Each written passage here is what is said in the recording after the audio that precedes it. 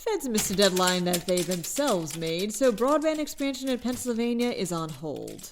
Meanwhile, a worm with an aggressive appetite is threatening forests. The Sheetz invasion might have an interesting effect. And a beloved drive-in has announced its season opener. I'm Claudia Dimuro, and you're listening to Today in PA.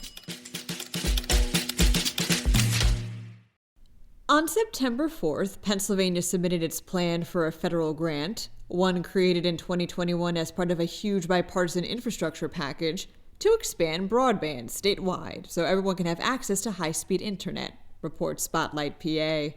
The federal government promised to review everything within 90 days. 120 days have passed, and the state's still waiting. Pennsylvania can't finalize anything, like agreements with companies that are going to receive the money so they can begin work, without federal approval. And the reason behind the delay isn't clear. A spokesperson for the National Telecommunications and Information Administration, the agency responsible for the review, declined to comment. The strategy Pennsylvania submitted involves connecting about 2/3 of eligible locations to the internet via fiber, another portion satellites, and another wireless.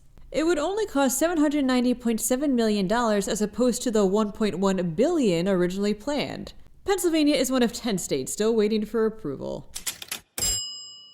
Some call it a crazy worm, reports the Tribune Review. Others, the Alabama jumper. But whatever name it goes by, the Asian jumping worm somehow found its way from its native Southeast Asia to the United States. And this 1.5 to 8 inches long earthworm is devastating forests in more than 40 states, Pennsylvania among them. The Asian jumping worm has an aggressive appetite, not unlike the hungry caterpillar, but far less charming, that causes them to burn through leaf litter. This is spurred by their life cycle. They lay up to 100 eggs over 5 months, which is fast, creating this eats lots die young lifestyle. And unlike other earthworms, the castings of jumping worms don't break down, which affects the nutrient and carbon cycling of forests, negatively affecting the growth of plants. Some experts are hoping either the state or feds will crack down on them, much like they did with the spotted lanternfly.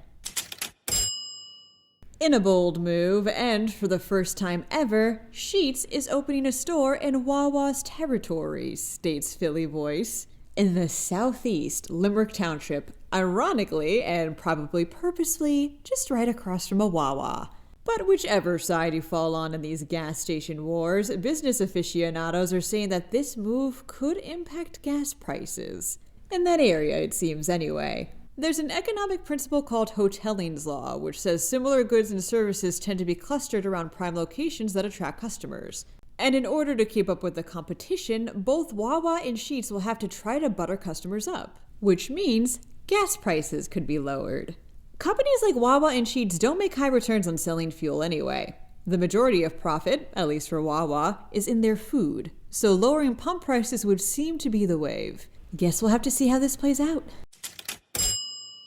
People love the Red Rabbit Drive-In in Reed Township, says PennLive. Just asking my coworkers about it caused them to rave. It's an old-school drive-in that has remained relatively unchanged since it first opened up in 1964, and people like to just get a burger or Coke and sit in their cars where they're served car hop style. If you, too, are a fan, you might be glad to know that the landmark roadside stop along Route 322 has just announced its season opener. On January 30th, so close. It'll operate 11 a.m. to 9 p.m. Friday through Sunday and close Monday through Thursday. That wraps up today's episode. For even more news, check out PennLive.com. Also, please remember to leave this podcast a rating and to review it. Thanks ahead of time, and as always, thanks for listening. I'm Claudia Dimuro, and tomorrow's another day of Today in PA.